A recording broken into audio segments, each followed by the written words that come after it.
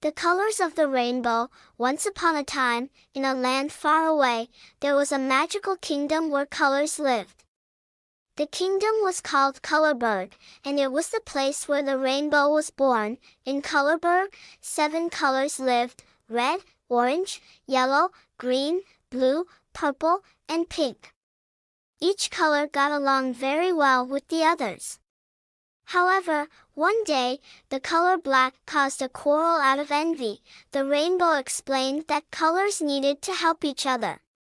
When you are together, you are stronger, and you make the world more beautiful, it said. Upon hearing these words, the colors hugged each other.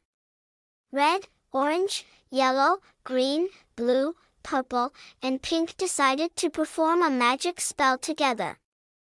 They mixed with each other, and a magnificent white light emerged.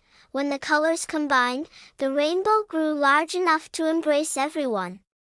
There was no more fighting in Colorburg, only unity and love. From that day on, whenever children went outside to watch the colors in the sky, they remembered how the colors had helped each other.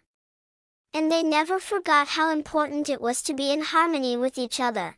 And that's the end of our tale. I hope this story has taken you to a magical world.